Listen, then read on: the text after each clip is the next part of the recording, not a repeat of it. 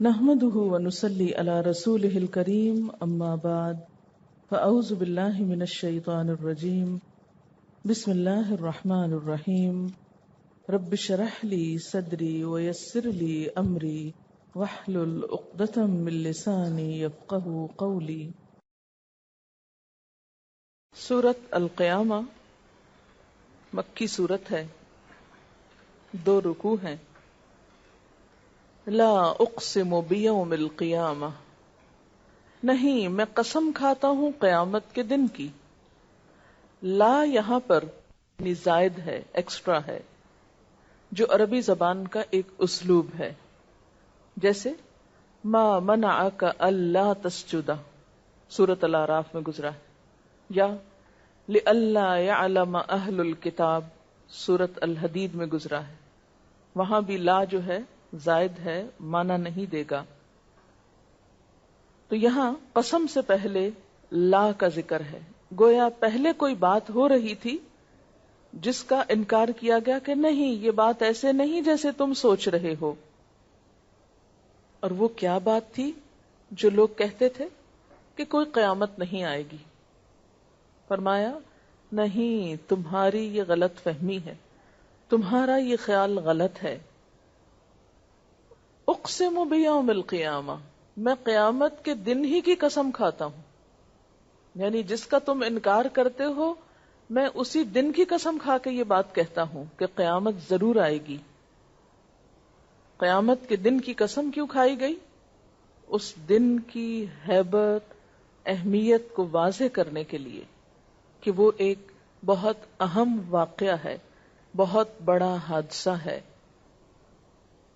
بہت زیادہ اہمیت کی چیز ہے جس کو تم نظر انداز نہیں کر سکتے۔ نہیں، میں قسم کھاتا ہوں قیامت کے دن کی۔ ولا اقسم، اور نہیں، تمہارا خیال غلط ہے، بات وہ نہیں۔ اقسم بالنفس اللوامہ، میں قسم کھاتا ہوں ملامت کرنے والے نفس کی۔ لوام، لوم سے لام واو میم، ولا یخافون لومۃ لائم، وہ کسی ملامت گر کی ملامت سے نہیں ڈرتے۔ لوم ملامت کے معنوں میں، ملامت اردو میں بھی استعمال ہوتا ہے، یہاں ملامت کرنے والے نفس کی قسم کھائی گئی ہے جسے ہم ضمیر کے نام سے جانتے ہیں۔ قرآن پاک میں 3 قسم کے نفسوں کا ذکر ہے۔ نمبر 1، وہ نفس جو انسان کو برے کاموں پہ اکساتا ہے جسے نفس امارہ کہا جاتا ہے۔ امار، امر سے حکم دینے والا، یعنی ہر وقت کچھ نہ کچھ مطالبہ اس کا جاری رہتا ہے، اب یہ کر لو، اب یہ کر لو، اب یہ، جب تک انسان زندہ ہے اس کے احکامات، امر، مطالبات ختم نہیں ہوتے۔ پھر اس کے بعد دوسرا نفس جو غلط کام کرنے یا غلط بات سوچنے یا بری نیت رکھنے پر ندامت اٹھاتا ہے، انسان کو ملامت کرتا ہے، اسی کا نام لوامہ ہے۔ کہ جو ہی انسان بری بات سوچتا ہے کسی کے بارے میں، یا کوئی بری بات زبان سے نکالتا ہے، یا کوئی برا کام کرنے لگتا ہے، تو فوراً اس کے دل کے اندر سے ایک آواز اٹھتی ہے کہ ایسا مت کرو، یہ درست نہیں، یا تم نے اچھا نہیں کیا۔ اس کو کہتے ہیں لوامہ۔ اور جب انسان اس کی بات سن کر غلط بات چھوڑ دیتا ہے اور درست کام کرتا ہے تو ایک تیسری کیفیت انسان کے دل میں پیدا ہوتی ہے، اور وہ کیا ہے؟ مطمئنہ۔ اگر انسان اپنے نفس امارہ کی بات نہ مانے جو غلط ہے، لوامہ کی سن لے تو مطمئنہ پیدا ہو جاتا ہے، اور ایسے ہی نفس مطمئنہ کے لیے واپسی کا راستہ آسان ہے۔ بہرحال یہاں اللہ تعالیٰ قسم کھا رہے ہیں قیامت کے دن کی اور نفس لوامہ کی، کس بات پر؟ کہ قیامت ضرور آئے گی۔ نمبر 1 یہ کہ قیامت کے دن کی کیوں قسم کھائی گئی؟ کہ وہ اتنی بڑی حقیقت ہے کہ جس کو تم بھلا سکتے ہی نہیں، اگنور کر ہی نہیں سکتے۔ تم کیسے کہہ سکتے ہو کہ قیامت نہیں؟ قیامت تو خود برسر عام خود کو پکار کے بتا رہی کہ وہ آنے والی اور اس کو آنا چاہیے۔ اور اس پر انسانی نفس لوامہ بھی گواہ ہے. قیامت کا دن دراصل ہے کیا؟ ایک فیصلے کا دن. یعنی اگر انسان کوئی بھی کام کرتا ہے تو خود انسان کا ضمیر اس بات کا مطالبہ کرتا ہے کہ اس کام کا کوئی نتیجہ ہونا چاہیے. غلط کام پر جیسے انسان کا نفس لوامہ اندر سے اس کو سزا دیتا ہے، تو وہ دراصل اس بات کی دلیل ہے، مثال ہے، گواہی ہے کہ کوئی ایسی جگہ، کوئی ایسا مقام ہونا چاہیے جہاں انسان کو اس کی برائی پر ملامت کی جانی چاہیے، سزا ملنی چاہیے. اور اسی طرح جیسے انسان اچھا کام کرتا ہے تو دل میں اطمینان کی کیفیت پیدا ہوتی ہے، تو انسانی ضمیر ہی اس بات کا مطالبہ کرتا ہے کہ کسی انسان کی اچھی کوشش کو رائے گاہ نہیں جانا چاہیے، اس کو اس کا صلہ مل کر رہنا چاہیے. اور آپ جانتے ہیں کہ قسم کسی بھی چیز کی جب کھائی جاتی ہے تو وہ بطور دلیل کے کھائی جاتی ہے، بطور گواہی کے کھائی جاتی ہے. تو انسانی ضمیر اس بات کی دلیل ہے کہ جس طرح انسان کے اندر اچھائی اور برائی کی پہچان کا ایک مادہ رکھ دیا گیا، انسان کے اندر اس بات کا خیال رکھ دیا گیا کہ اچھائی پر اس کو کچھ صلہ ملنا چاہیے اور برائی پر کچھ نتیجہ نکلنا چاہیے. ہاں اپنے لیے نہ بھی سوچے، لیکن جب کوئی انسان کے ساتھ برا کرے تو انسان ضرور سوچتا ہے کہ جس نے برا کیا اس کو ضرور پکڑا جانا چاہیے. تو ایسی صورت میں جب انسان کے اندر ایک ایسی خواہش، تڑپ، خیال، ارادہ موجود ہے تو اس ارادے کو عملی شکل میں بھی کہیں ضرور ہونا چاہیے. اور وہ عملی شکل کب ہوگی؟ قیامت کے دن ہوگی، اور اس کے لیے قیامت کا آنا ضروری ہے. یعنی جس طرح کوئی شخص ضمیر کو جھٹلا نہیں سکتا، یہ نہیں کہہ سکتا کہ انسان کے اندر ایسا کوئی کرائیٹیریا ہے نہیں. یعنی کوئی بھی شخص ضمیر کا انکار نہیں کر سکتا. کوئی یہ نہیں کہہ سکتا کہ نہیں میرے اندر تو کوئی حص ہی نہیں جو اچھائی برائی کو پہچان سکے. نہیں، ہر انسان کے اندر، ہاں کوئی ذہین ہے یا کوئی عام ذہن رکھتا ہے یا کوئی معمولی انسان ہے، سب کے اندر یہ چیز موجود ہے. اور آپ دیکھیں کہ وہ بعض اوقات وہ مطالبہ اتنا شدت پکڑتا ہے کہ انسان کی زبان پہ بھی آ جاتا ہے. فلاں کو اس کی سزا مل کر رہنی چاہیے، یا فلاں کیسا ظالم ہے، یا واہ فلاں نے بہت اچھا کیا. یہ سب کچھ جو ہم بولتے رہتے ہیں، آخر یہ کون سجھاتا ہے ہم کو؟ یہ ہمارے اندر کا نفس ہی ہے نا. فرمایا کہ نفس لوامہ جس طرح اندر ملامت کر رہا ہے، قیامت کا دن باہر ملامت کی جگہ ہے، اس کی عملی شکل ہے. یعنی ہر وقت انسان کے اندر ایک قیامت برپا رہتی ہے، اندر ہی کیلکولیشن ہوتی رہتی ہے، اپنے عمل کے لیے بھی اور دوسروں کے لیے بھی. یہ اچھا ہے، اس کی جزا ہونی چاہیے، یہ برا ہے، اس کی سزا ہونی چاہیے. تو جیسے ایک چھوٹی سی قیامت تمہارے دل کے اندر ہے، ایسے ہی ایک بڑی قیامت جس میں دل کی بات پوری ہو جائے وہ باہر کی دنیا میں ہونے والی اور ہونی چاہیے. اور قیامت کے آنے کا انکار کیوں تم کو مشکل لگتا ہے کہ قیامت نہیں آئے گی یا وہ آ نہیں سکتی یا کیسے آئے گی یا ہوگا کیسے؟ ہر دور میں انسان کے دل میں ایسے خیالات موجود رہے، اور یہ بات صرف مکے کے لوگوں کے اندر نہیں تھی، آج کے انسان کے اندر بھی ہے. کیونکہ انسانی عقل چھوٹی سی ہے نا، ہمارا دماغ چھوٹا سا ہے، ہماری سوچ چھوٹی سی، ہماری عمر چھوٹی، ہماری ہر چیز لمٹ میں. لہذا ہم اپنی عقل کے مطابق پرکھتے ہیں کہ اچھا کیسے ہوگا، اتنے ہزاروں لاکھوں لوگ، ان سب کو زندہ کیا جائے گا. ہمیں تو لوگوں کے نام یاد نہیں ہوتے، تو اللہ تعالیٰ ان کے نام تو کیا ان کی شکلوں میں ان کو واپس لائیں گے، پھر ان کو ان کی زندگی کا اول آخر بتائیں گے. یہ تو بڑا مشکل کام. چونکہ وہ کام ہمیں مشکل لگتا ہے اس لیے ہم سمجھتے ہیں کہ اللہ تعالیٰ کو بھی مشکل لگے گا. تو اللہ تعالیٰ تو فرماتے فلا تضربوا للہ الامثال، اللہ کے لیے مثالیں مت بیان کرو، اسے کسی دنیا کے انسان پر یا دنیا کی کسی حکومت پر اور دنیا کے کسی قانون پر مت پرکھو. لیس کمثلہ شیء، اس جیسی کوئی چیز ہی نہیں. تمہیں کیوں مشکل لگتا ہے کہ انسان دوبارہ نہیں اٹھایا جا سکتا؟ اور اس میں فزیکلی بھی انسان سوچتا ہے کہ کیا جو لوگ مر جائیں گے اور ان کی ہڈیاں دوبارہ مٹی ہو جائیں گی، ان کو پھر جوڑا جائے گا؟ یہ کیسے جوڑا جائے گا؟ پھر دوبارہ کیسے تیار کیا جائے گا ان کو؟ تو یہ دراصل جواب قسم ہے، ایحسب الانسان. اور انسان سے مراد وہ انسان ہے جو قیامت کو نہیں مانتا. کیا انسان سمجھتا ہے الن نجمع عظاما، کہ ہم اس کی ہڈیاں جمع نہ کر سکیں گے؟ بس صرف اس وجہ سے وہ قیامت کے آنے کا انکار کر رہا ہے. یہ تو کوئی وجہ نہیں ہے، ہمارے لیے تو یہ کچھ بھی مشکل نہیں. اب بھی لوگ بہت حجت بازی کرتے ہیں نا.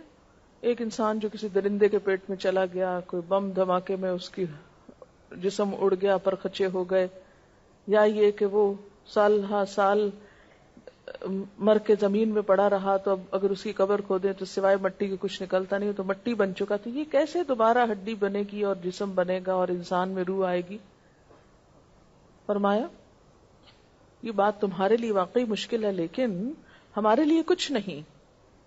بلا قادرین علی ان نسوی بنانا. ہڈیاں تو دور کی بات، ہڈیوں کی بات کیوں کی گئی؟ اس لیے کہ ہڈیاں اسکیلٹن جو ہوتا ہے وہ بیس ہے نا، پہلے ہڈیاں بنتی ہیں پھر اس کے اوپر گوشت چڑھتا ہے.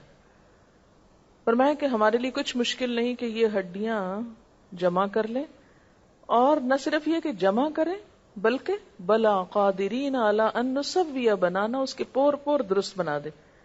یہ جو بنان ہے یہ فنگر پرنٹس کو کہتے ہیں. میرے ہاتھ کے اوپر انگلیوں کے آخری حصوں پہ جو نشان ہیں ان کو بنان بولتے ہیں. انگلیوں کے سرے، بنانا تو ان کی جمع ہے، بنان. وہ انگریزی میں بنانا کس کو کہتے ہیں؟ کیلے کو کہتے ہیں. انگلیوں سے ملتا جلتا تھا، شیپ ملتی جلتی ہوتی ہے انگلیوں سے. بہرحال تو انگلیوں کے جو سرے ہوتے ہیں ان کو عربی میں بنان کہتے ہیں. فرمایا کہ تم سمجھتے ہو کہ تمہاری ہڈیاں ہم نہ جمع کریں گے، ہم تو تمہارے پور بھی ایز اٹ از دوبارہ بنا دیں گے، تمہارے فنگر پرنٹس بھی بنا دیں گے. اور فنگر پرنٹس کی سارے جسم کو چھوڑ کے فنگر پرنٹس کی کیوں بات کی گئی؟ اللہ تعالیٰ کہتے ہیں ہم تو تمہاری آنکھیں بھی پھر بنا دیں گے، ہم تو تمہارے بال پھر بنا دیں گے، ہم تمہاری شکلیں ویسی بنا دیں گے. یہ نہیں کہا تمہاری انگلیوں کے پور ویسے ہی بنا دیں گے. اس لیے کہ ہر انسان کی آئیڈینٹی جو ہے وہ اس کے پوروں میں ہے، اس کے فنگر پرنٹس میں ہے. کسی بھی مجرم کی شناخت کے لیے سب سے افیکٹو طریقہ کیا ہے؟ اس کے فنگر پرنٹس کا پتہ لگایا جائے. اور ویسے بھی انسان اپنے ہاتھوں سے ہی سب کرتوت کرتا ہے، کسی بھی چیز کو پکڑتا ہے تو اس کے پرنٹس ویسے بھی لگ رہے ہیں. تو پور جب بن جائیں گے تو انسانوں کی شناخت اور ان کے اعمال اور ان کی غلط کاریوں کے دلائل بھی ساتھ ہی جمع ہو جائیں گے. ہر انسان کا جو پرنٹ ہے مختلف ہے. یہ اللہ تعالیٰ کی کمال اور قدرت کا ایک عجیب نمونہ ہے کہ دو انسانوں کے جو فنگر پرنٹس ہیں وہ بالکل برابر کے نہیں تھے، حالانکہ کیا ہے صرف لکیریں. آپ بیٹھ جائیں ذرا لکیریں ڈالنے اسی طرح گول دائرے میں اور کچھ ڈیزائن بنا کے دکھائیں، 2 4 5 10 15 20 100 سے آگے نہیں بڑھ سکیں گے کہ آپ ان لکیروں کو ڈفرینٹ ڈیزائن میں ڈھال سکیں. لیکن اللہ تعالیٰ کس طرح حیرت انگیز طور پر ہر انسان کے پرنٹس جو ہیں وہ مختلف بنا رہے ہیں، لاکھوں کروڑوں انسانوں کے، حتیٰ کہ ایک انسان کے 2 ہاتھوں کے پرنٹس جو ہیں وہ بھی مختلف ہوتے ہیں. بلا کیوں نہیں، ہڈیاں کیوں نہ جمع کر سکیں گے؟ قادرین علی ان نسوی بنانا، ہم تو اس پر بھی قادر ہیں کہ اس کے پور درست بنا دے. بل یرید الانسان لیفجر امامہ، مگر انسان چاہتا یہ ہے کہ آگے بھی بدعمالیاں کرے. قیامت کو ماننا کیوں نہیں چاہتا؟ قیامت کا انکار کیوں کرتا ہے؟ کیونکہ آئندہ غلط کام کرنا چاہتا ہے. اور یہ کتنی بڑی حقیقت ہے نا. بہت سے لوگ عقلی طور پر کسی دلیل کے ساتھ قیامت کو نہیں جھٹلا سکتے. مثلاً آپ کسی سے بھی پوچھیں قیامت آئے گی، جو کہتا ہے ہاں آئے گی. یعنی انسان دنیا میں 2 ہی طرح کے ہیں قیامت کے اعتبار سے، کچھ کہتے ہیں آئے گی، کچھ کہتے ہیں نہیں آئے گی. جو کہتے ہیں آئے گی تو وہ کیا دلیل دیتے ہیں کہ ہمیں پیغمبروں نے ایسے بتایا اس لیے ہم مانتے ہیں. اور پیغمبر سب سے سچے انسان تھے. جو کہتے ہیں نہیں آئے گی ان کے پاس اس کی کوئی دلیل ہی نہیں ہے. کہاں سے پتا چلا آپ کو نہیں آئے گی؟ وہ کہیں گے دلیل یہ ہے کہ انسان جب مر کے مٹی ہو جاتا ہے تو یہ دوبارہ کیسے بنے گا؟ یہ سارے سمندر، ستارے، پہاڑ، ہر چیز ٹوٹ پھوٹ جائے گی، پھر یہ کیسے بنے گی؟ تو یہ تو کوئی دلیل نہ ہوئی، اس لیے کہ جو چیز ایک دفعہ بن سکتی ہے وہ دوبارہ کیوں نہیں بن سکتی. آپ اس کو مثلا ایک چھوٹی سی مثال سے سمجھا سکتے ہیں کہ یہ گلاس ہے، اگر اس کو توڑ دیا جائے تو کیا دوبارہ نہیں بن سکتا؟ بن سکتا ہے نا. لوہے کی کوئی چیز ٹوٹ جائے تو اس لوہے کو پگھلا کے دوبارہ ڈھال لیں، پھر بن جائے گا. اگر یہ ایک عمارت گرا لی جائے تو دوبارہ عمارت نہیں بنتی، اسی مٹیریل سے بن سکتی. تو اگر انسان دنیا کی کچھ چیزوں کو ٹوٹنے کے بعد دوبارہ بنانے پہ قادر ہے، روٹی ٹوٹ جائے، پیڑا دوبارہ بنا کے آپ دوبارہ بنا لیتے ہیں، کیا مشکل ہے جب تک مٹیریل آپ کے پاس.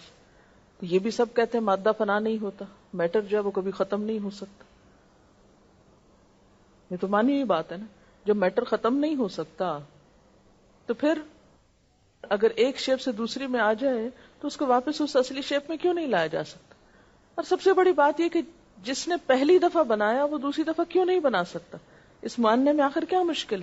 ان کے پاس تو دلیل ہی کوئی نہیں. اللہ تعالیٰ فرماتے ہیں یہ بات کسی دلیل کی وجہ سے نہیں کرتے، اس بات کے پیچھے. کس بات کے پیچھے؟ قیامت کے انکار کے پیچھے. دراصل ان کا نفس کار فرما ہے. ان کا نفس جو ہے وہ نہیں ماننا چاہتا.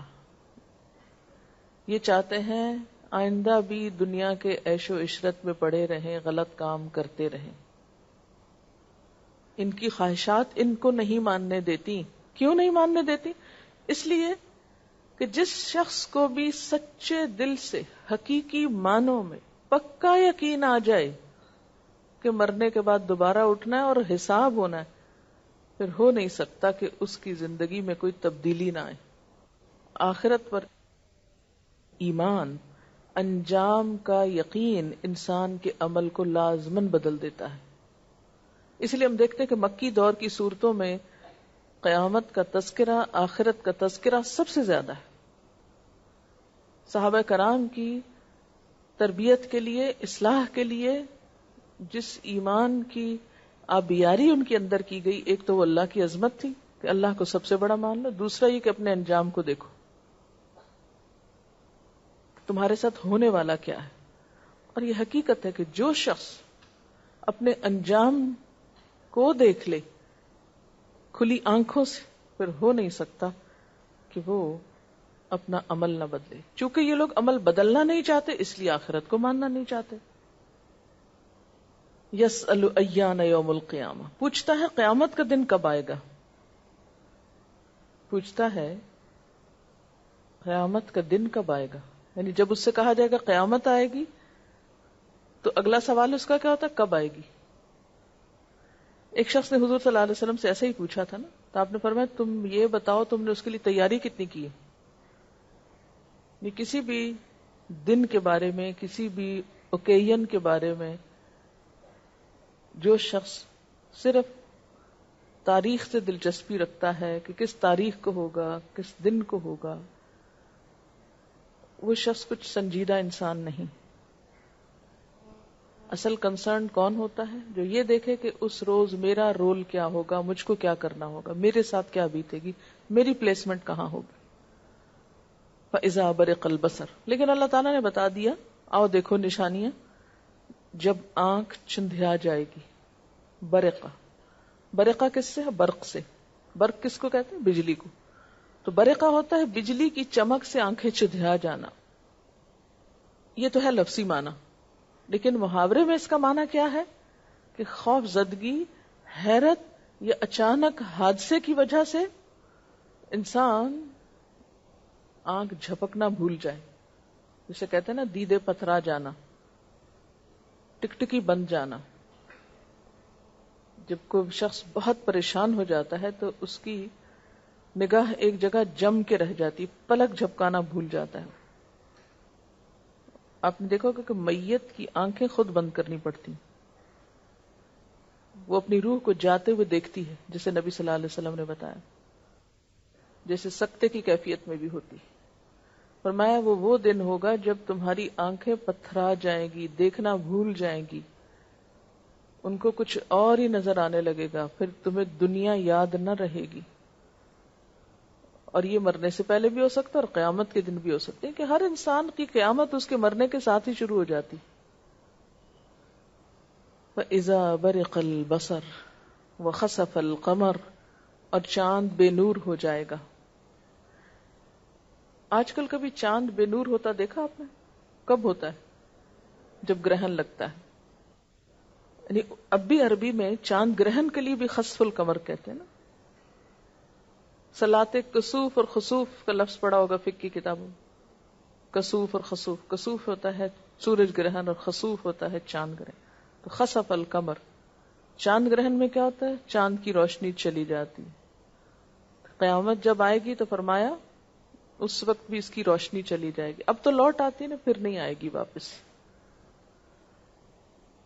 سورج سے لیتا ہے نا اپنی روشنی. جب سورج اور چاند کے بیچ میں، بالکل بیچ میں زمین آ جاتی ہے تو کیا ہوتا ہے؟ اس کی روشنی وہاں تک نہیں جا سکتی. فرمایا یہ سارا نظام بکھر جائے گا. خسف القمر، چاند کی روشنی چلی جائے گی. وجمع الشمس والقمر، سورج اور چاند ملا کے ایک کر دیے جائیں گے. اس کی اصل حقیقت تو اللہ ہی جانتا ہے. اللہ تعالیٰ فرماتے ہیں جیسے ہم نے کھولا ایسے ہی لپیٹ دیں گے. والسماء بنیناہا بعید وانا لموسعون، آسمان کو ہم نے اپنے ہاتھ سے بنا اور ہم وسعت دے رہے ہیں، یعنی پھیلا رہے ہیں اور روپیہ گھوم رہا ہے. اور ایک وقت آئے گا کہ سب واپس رول ہو جائے گا. یوم نطوی السماء کطی السجل للکتب، یہ آیت بھی پڑھی ہے نا آپ نے. یوم نطوی السماء، جس دن ہم آسمان کو لپیٹ دیں گے. کطی السجل للکتب، جیسے کاغذ کا تومار لپیٹا جاتا ہے. کما بدأنا اول خلق نعیدہ، جیسے ہم نے پہلی دفعہ پیدا کیا تھا ایسے ہی اس کو واپس لے جائیں گے. تو جمع الشمس والقمر، وہ نظام شمسی واپس لپٹ جائے گا. سورج اور چاند مل جائیں گے، اکٹھے ہو جائیں گے. یعنی ان کے درمیان جو ایک میگنیٹک فورس ہے جو ان کو تھامے ہوئے ہے، یہ جو بھی فورس ہے اپنے اپنے ٹھکانے رکھے ہوئے اور اپنے اپنے مدار میں چل رہے ہیں، وہ ایک دن سب ختم ہو جائے گی اور ہر چیز ایک دوسرے سے ٹکرا جائے گی. جب وہ دن آئے گا تو اس وقت انسان کا حال کیا ہوگا؟ میں اور آپ کہاں ہوں گے؟ یقول الانسان، انسان کہے گا یومئذ، اس روز، این المفر، کہاں فرار حاصل کروں، کہاں بھاگ کے جاؤں. اور ایسی کیفیات زندگی میں کہ جب کوئی پریشانی کا وقت آیا تو انسان کیا کہتا ہے کہ ہاں بھاگ جاؤں، کہاں بھاگ کے جاؤں.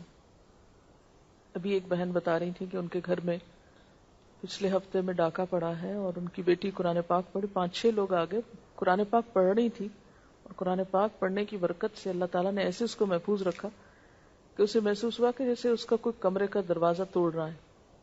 اور اس نے کیا کیا، جب اسے فیل ہوا کہ کوئی ان یوزول قسم کا حرکت ہو رہی ہے تو اس نے دوسری طرف سے کھڑکی کھولی اور کھڑکی سے نیچے کود گئی اور اس کو خراش تک نہیں آئی. قیامت کے دن بھی جب انسان کو پتا چلے گا کہ کچھ ہونے لگا تو انسان کے ذہن میں سب سے پہلی چیز کیا آئے گی کہ میں اس زلزلے سے بھاگ کے کہیں اور چلا جاؤں. لیکن جہاں بھی بھاگ کے جائے گا وہاں بھی زلزلہ ہوگا. این المفر، کہاں بھاگ کے جاؤں، کہاں بچوں، کوئی چھپنے کی جگہ، کوئی بھاگنے کی جگہ. کلا، ہرگز نہیں، لا وزر، کوئی پناہ کی جگہ نہیں، کوئی چھپنے کی جگہ نہیں، کوئی پناہ کی جگہ نہیں، کوئی بوجھ اٹھانے والا نہیں. وزر کہتے ہیں پہاڑ یا قلعہ جہاں انسان پناہ لیتا ہے. کا کوئی چیز پناہ نہ دے گی، کوئی کام نہیں آئے گا، کوئی نہیں چھپائے گا، کوئی مدد نہیں دے گا، کوئی بوجھ نہیں اٹھائے گا. الی ربک یومئذ المستقر، تیرے رب کی طرف اس روز جا کے ٹھہرنا ہوگا. اب بھاگنے کی جگہ نہیں، رب کی طرف پلٹنے کی بات ہے. اب ٹھہرنا رب کے پاس. مستقر قرارگاہ کو کہتے ہیں نا، جہاں جا کے انسان ٹھہر جاتا ہے. گھر کے لیے بھی استعمال ہوتا ہے. 12ویں پارے کا یاد ہوگا آپ کو، یعلم مستقرها ومستودعها. تو مستقر سے مراد کیا تھا؟ دنیا میں جو گھر ہے ٹھکانہ ہے کہ گھر میں آ کے انسان چین پاتا ہے، تو وہاں انسان کہاں جا کے رک جائے گا؟ الی ربک یومئذ المستقر. ساری زندگی اسی رب سے بھاگتے رہے، اسی کو بھلائے رکھا، اسی کے لیے وقت نہ ملا، آج اسی کی طرف واپسی. وہی ہماری محبتوں اور عقیدتوں کا مرکز نہ بنا، آج اسی کے پاس جانا ہے، اسی کے سامنے پیش ہونا ہے، وہیں جا کے رکنا ہے. يُنَبَّأُ الْإِنسَانُ يَوْمَئِذٍ بِمَا قَدَّمَ وَأَخَّرَ. وہاں جا کے کیوں ٹھہرنا ہے، وہاں کیوں اکٹھا کیا جا رہا ہے؟ وہاں بتایا جائے گا انسان کو جو اس نے پہلے کیا، جو پیچھے کیا، جو آگے بھیجا، جو پیچھے چھوڑا. سورۃ کہف میں آپ نے پڑھا وَوَجَدُوا مَا عَمِلُوا حَاضِرًا وَلَا يَظْلِمُ رَبُّكَ أَحَدًا. جو انہوں نے عمل کیے ہوں گے سب حاضر سامنے پائیں گے. قدمہ آگے بھیجا، یعنی کون سا کام آخرت کے لیے کر کے آگے بھیج دیا کہ یہ میں اپنے رب سے جا کے جزا لوں گا اس کی، اور کون سا کام پیچھے چھوڑ گیا. آثار جو بعد میں آنے والی اس کی نسلیں اس کو فالو کرتی رہیں اس کام پر. ہم میں سے ہر شخص اپنے مرنے کے بعد ایک مثال چھوڑ کے جاتا ہے، اچھی یا بری. ہر جانے والا اپنے بعد والوں کے لیے ایک نمونہ چھوڑ کے جاتا ہے جس کو وہ فالو کرتے ہیں. آپ دیکھیں نا آباء و اجداد کی تقلید کتنی زیادہ ہوتی. ہر اچھے برے کام کے لیے ہم کیا دلیل دیتے ہیں، ہم کیوں کرتے ہیں یہ. کسی سے آپ پوچھیں نا آپ یہ ایسے کیوں کرتے ہیں، مثلا یہ لباس کیوں پہنتے ہیں، ایسا کھانا کیوں پکاتے ہیں، ایسے طریقے سے شادی کیوں کرتے ہیں، وہ کیا بتائیں گے کیوں کرتے ہیں. کوئی اس کی لاجک ہوتی ہے اس کی؟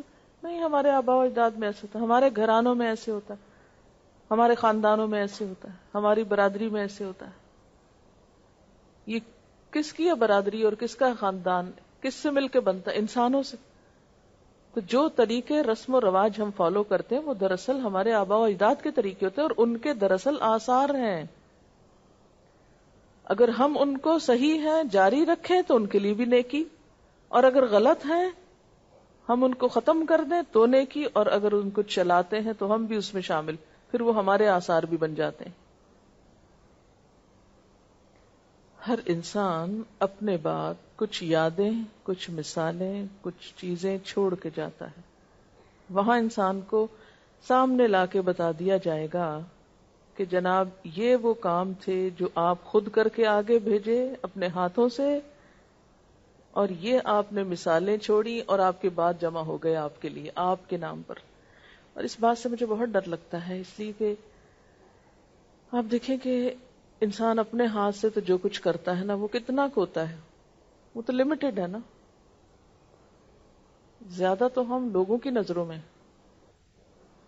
مجھے تو بازو کا یہ لگتا ہے کہ وہ زیادہ اکٹھا ہو جائے گا جو لوگ ہمیں دیکھ دیکھ کے فالو کرتے رہتے ہیں. ہم جب کوئی ایک کام کرتے تو ایک کر رہے ہوتے ہیں نا، ہمیں دیکھ کے 10 کر رہے ہیں تو 10 گنا ہو گیا نا زیادہ. تو قیامت کے دن وہ بھی دیکھا جائے گا جو ہم نے اپنے ہاتھ سے کیا تھا، اور وہ بھی دیکھا جائے گا جو ہمارے پیچھے آثار میں بعد میں ہوا، اخرا تاخیر میں ہوا،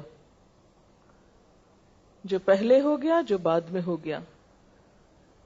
پھر اسی طرح انسان کو وہ بھی بتا دیا جائے گا جو اسے کرنا تھا اور اس نے نہیں کیا،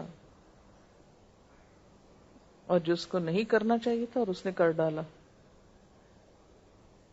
اخرا پوسٹ پون کرنا، مؤخر کرنا، یہ چیز مؤخر ہو گئی، پوسٹ پون ہو گئی. تاخیر بھی اسی سے، یعنی جس کام میں اس نے جلدی کی اور جس کام میں اس نے تاخیر کی، تو اس میں وہ کام بھی ہو سکتے ہیں کہ جو کرنے چاہیے تھے اور کر کے ہی نہیں گئے، پوسٹ پون کر دیا ان کو، اور جو نہیں کرنے تھے وہ کر کے بھیج دیے، وہ جلدی جلدی کرے. اچھا ہاں دیکھیے ہم کون سے کام جلدی جلدی کرتے ہیں، بتائیے ذرا کون سے کاموں میں ہم آگے بڑھ جاتے ہیں اور جلدی کرتے ہیں اچھائی کے؟ خود سے پوچھیے. نیکی کے کام جلدی کرتے ہیں کہ جلدی جلدی کریں، زندگی تھوڑی ہے. کون سے کام پہلے کرتے ہیں؟ دنیا کے. دنیا ہے تھوڑے دن کی، پتہ نہیں کس دن مر جائیں، اس لیے جلدی جلدی دنیا کو انجوائے کر لیں.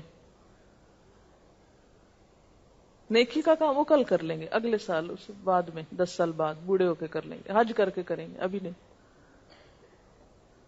تاخیر تاخیر تاخیر. حقیقت ہم سب اس معاملے میں کوتاہ ہیں. تو اللہ تعالیٰ بتا دیں گے بما قدما، جس میں اس نے تقدیم کی، آگے بڑھ گیا، جلدی کر لی، اور وما اخرا، اور جو پوسٹ پون کرتا گیا، کل پہ ڈالتا گیا. اسی طرح تیسرا معنی اس کا یہ ہے کہ جو اس نے پہلے کیے، مثلا پہلی زندگی میں کیے، اور جو بعد کی زندگی میں کیے. یعنی قدمہ سے مراد جوانی کا دور ہو سکتا ہے، یعنی پہلی عمر ہو سکتی ہے، اور اخرا پچھلی عمر ہو سکتی ہے. تاریخ وار سب بتا دیے جائیں گے، یہ کام تم نے پہلی زندگی کیے اور یہ آخری عمر میں کیے. پیک ہوتی ہے نا جوانی، اس سے پہلے یہ تھے، بعد میں یہ تھے، پہلے تم ایسے تھے، بعد میں ایسے تھے. ہم اپنا سوچیں، اللہ کرے آخر والا اچھا ہو، کیونکہ اعمال کا انجام خواتین پر ہے نا. خاتمہ جس پر ہوگا، کبھی اس پہ پھولنا نہیں چاہیے ہم بڑے نیک رہ چکے ہیں، آگے بھی ٹھیک ہی ہو جائے گا.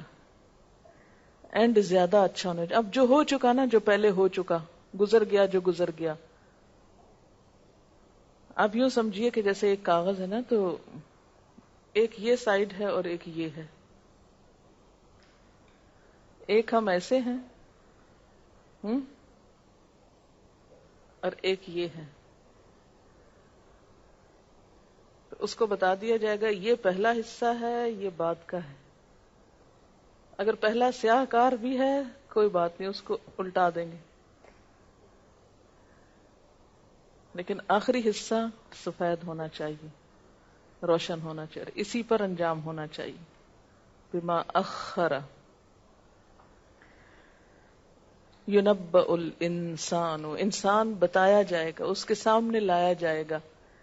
یومئذ، اس دن، بما قدم، جو اس نے پہلے کیا، واخر، اور بعد میں کیا، یا جلدی کیا اور لیٹ کیا، عمر کے پہلے حصے میں کیا یا پچھلے حصے میں کیا، یا جو کرنا چاہیے تھا اور نہیں کیا، جو نہیں کرنا چاہیے تھا وہ کر دیا، جو آگے بھیج کے مرا اور جو بعد میں اس کے ہوتے رہے، سب پتہ چل جائے گا.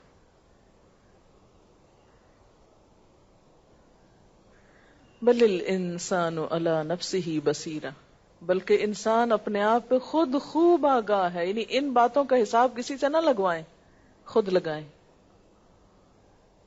جتنا ہم خود کو جانتے، کوئی اور جانتا ہمیں اتنا؟ کوئی اور نہیں جانتا. اس لیے لوگوں سے نیکی کا سرٹیفکیٹ حاصل کرنے کی بجائے خود اپنے آپ کو پرکھ کے دیکھیں. کبھی تاریخ وار دیکھ لیں،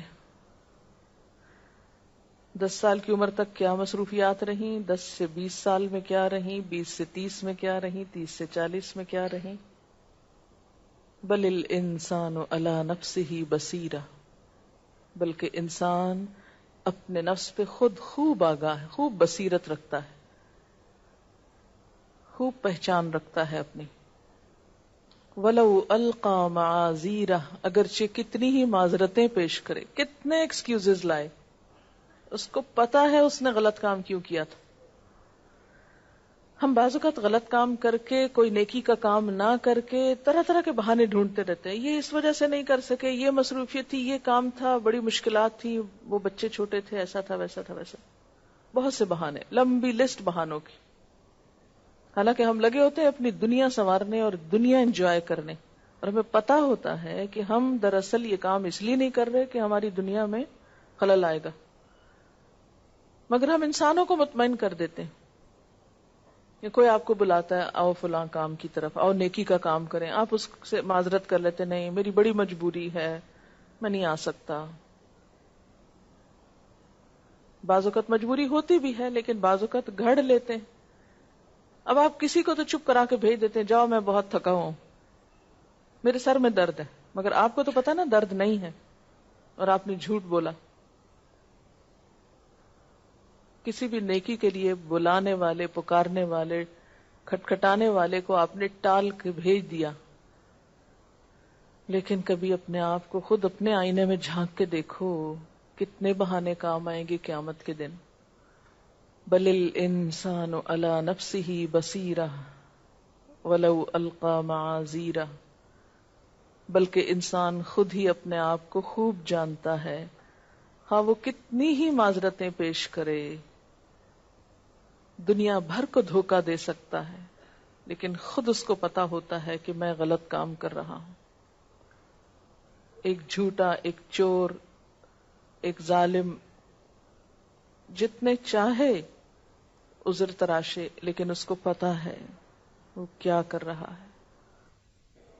جی ہاں، انسان کو یہ معلوم ہے کہ صحیح بات کیا ہے، حق کیا ہے، اچھائی کیا ہے، لیکن چونکہ ہم اپنی روش سے باز نہیں آنا چاہتے، اپنی غلطیوں کو چھوڑنا نہیں چاہتے، اپنے لائف سٹائل کو بدلنا نہیں چاہتے، اس لیے پھر دین کی طرف پلٹتے بھی نہیں، اس راستے پہ بھی نہیں جاتے جہاں ہمیں آئینہ نظر آ جائے، ہمیں اپنی غلطیاں نظر آنے لگیں. قرآن دراصل ہے کیا؟ آئینہ دکھاتا نا، دیکھو یہاں سے غلط ہو، یہاں سے ٹھیک ہو جاؤ. ایسا آئینہ دکھاتا ہے جو زندگی میں کوئی بھی نہیں دکھاتا. ہمارے ماں باپ نہیں دکھاتے، دوست نہیں دکھاتے، رشتہ دار نہیں دکھاتے. قرآن وہ آئینہ دکھاتا ہے ہم کو، صرف سامنے کی شکل نہیں دکھاتا، اندر کا ایکس رے کر کے لاتا ہے. یہاں ہے گڑبڑ. ابھی ہم اس آئینے کو فیس نہیں کر سکتے، ہم اس کو دیکھنا نہیں چاہتے کہ ہمیں اپنی شکل نظر آ جائے گی، ہم خود کو نہیں دیکھنا چاہتے، اس لیے اسے پڑھنا بھی نہیں چاہتے، اس کی طرف لوٹنا بھی نہیں چاہتے، چھپاتے ہیں، خود سے چھپتے ہیں ٹال مٹول کر کے. بل یرید الانسان لیفجر امامہ. انسان چاہتا ہے آگے بھی غلط کام کرتا رہے، ابھی نہیں غلط کام چھوڑنے، اس لیے قرآن نہیں پڑھتا. آپ اگر سروے کر کے دیکھیں تو 99% لوگ جو قرآن نہیں پڑھتے، ان کی بنیادی جو اندر کی وجہ ہے وہ یہی ہے کہ ہم اس دنیا کی موجودہ روٹین کو چھوڑ نہیں سکتے. تو پھر اور بوجھ بڑھ جائے گا، پھر اور پریشانی ہوگی، پھر زیادہ جواب دہ ہونا پڑے گا. اس لیے ہم اللہ کے ہاں جا کے بہانہ کر دیں گے، ہمیں تو پتہ ہی نہیں تھا، معصوم بن جائیں گے. ہم تو جانتے ہی نہیں تھے یہ غلط کام تھے، ہم تو لا علمی میں کر کے آ گئے، اس لیے ہم کو چھوڑ دیا جائے، جنت میں بھیج دیا جائے. کس کو دھوکہ دے رہے ہیں، خود کو یا اللہ تعالیٰ کو؟ کیا اللہ تعالیٰ کو نہیں پتا کہ ہم کس وجہ سے قرآن نہیں پڑھ رہے؟ وَلَوْ أَلْقَىٰ مَعَاذِيرَهْ. یہ ایکسکیوزز کیا خدا کے ہاں کام آئیں گی؟ یہ کہہ رہی ہیں کہ میرے ساتھ کوئی آتی تھی، ان میں کچھ تبدیلی بھی آ رہی تھی، پھر یکایک انہوں نے آنا چھوڑ دیا. تو انہوں نے پوچھا تو انہوں نے کہا کہ میں فیل یہ کر رہی ہوں کہ میں کچھ نیک ہوتی جا رہی ہوں، اور اگر زیادہ ہوگی تو دنیا چھوٹ جائے گی مجھ سے، اس لیے بہتر ہے کہ میں. انہوں نے منہ سے بول کے بتا دیا. بہت سے لوگ منہ سے نہیں کہتے، اندر ہی چھپا کے رکھتے ہیں، لیکن وجہ یہی ہوتی ہے. بل یرید الانسان لیفجر امامہ. غلط کام کر کر کے دل بھرتا ہی نہیں کسی وقت، چاہتا ہے اور کر لوں، تھوڑا اور حرام سمیٹ لوں، تھوڑے اور غلط کاریاں کر لوں. شاید یہی نجات کا سبب سمجھا ہوا ہے، انہی حرام کاریوں کو. کہتے ہیں کہ ان کے ایک اسٹوڈنٹ 18ویں پارے پہ سورۃ نور پہ چھوڑ گئی. میری شادی ہونے والی اور میں نے دلہن بننا ہے، اور ایک دفعہ میں وہ اپنی ساری حسرت پوری کرنا چاہتی ہوں کہ وہ سب میک اپ اور جو کچھ بھی دنیا کی زیب و زینت ہے، کہ اس سے تو سب کچھ منع ہوتا جا رہا ہے. تو پھر اتنا اس کے جال میں پھنس گئے ہیں نا ہم سمجھتے ہیں جیسے ساری خوشیاں یہیں، اگر یہاں دلہن نہ بنے اور یہاں نہ لوگوں کو ہمارا دکھاوا ہوا تو پتہ نہیں کس چیز سے محروم رہ جائیں گے. اگر بہت سارے غیر مردوں نے ہمارا حسن نہ دیکھا تو شاید زندگی میں بہت بڑی کمی ہو جائے گی ہمارے. یعنی یہ بات صرف ان کے لیے نہیں ہے جو آنا نہیں چاہتے، یہ ہمارے لیے بھی ہے جو آ کے بھی ابھی بدلنا نہیں چاہتے، کہ پھر اگر یہ چھوڑ دیا جو کچھ کر رہے ہیں تو اس زندگی کو انجوائے کیسے کریں گے؟ حالانکہ یہ نہیں جانتے کہ انجوائمنٹ کے ہر ایک کا اپنا طریقہ ہے. کوئی اس قرآن کو پڑھ کے اتنا انجوائے کرتا ہے جتنا کسی اور طریقے سے نہ انجوائے کر سکے، کوئی اس کے مطابق زندگی گزار کے اس قدر انجوائے کرتا ہے کہ اس کے بغیر وہ انجوائمنٹ ہو ہی نہیں سکتی. میں کبھی سوچتی ہوں خود نمائی میں کیا انجوائمنٹ ہے؟ حسد، رقابتیں،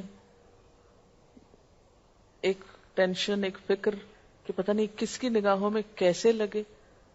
100,000 بھی تعریف کریں اور ایک بد تعریفی کر جائے تو وہ سارا مزہ بھی کرکرا ہو جائے. جب انسان لوگوں ہی کی نظروں سے سرٹیفکیٹ لینا چاہتا ہے تو چاہتا ہے پھر 100% ریزلٹ ہو، اور جب نہیں ملتا تو خوشی تو پھر نہ ملی، پھر حاصل کیا ہوا؟ بالکل ہر انسان کی دلچسپی اس کی اپنی سوچ کے مطابق ہوتی. کچھ لوگ کسی بھی کام کو اتنا انجوائے کرتے ہیں کہ انہیں اس کی پرواہ نہیں ہوتی. یہ صرف یہ نہیں کہ قرآن پڑھنے والے، بلکہ آپ ویسٹ میں جائیں، جو لوگ اپنے اپنے فیلڈ میں مشغول ہیں، مصروف ہیں، انجوائے کرتے ہیں، وہ اپنے کاموں میں اس طرح ڈوبے ہوئے کہ انہیں نہیں پرواہ کہ دنیا کی رونق اور زینت اور باقی چیزیں کیا ہیں. ان کو نہیں ضرورت پڑتی وہ انجوائمنٹ کے لیے، اس تلاش کی. لیکن جن لوگوں کی زندگی محض انجوائمنٹ کی تلاش میں، وہ ایک کے بعد ایک چیز سے بور ہوتے چلے جاتے ہیں. ہاں یہ بھی بہت بڑی وجہ ہے کہ آخرت کی انجوائمنٹ کا جھلک دیکھی ہی نہیں کہ وہاں کیا کچھ ہے، اس لیے پھر باقی چیزوں میں مصروف ہے. اصل بات یہ کہ یقین نہیں ہے ہمارا کہ وہاں پکڑ ہونی ہے. وہاں ہم نے سہارے تلاش کر رکھے ہیں، یہ چھڑا لے گا، وہ بچا لے گا. اور کل ہم نے پڑھ لیا کہ فما تنفعهم شفاعت الشافعین، اگر فرائض ادا نہیں کیے تو سفارش نہیں کام آئے گی.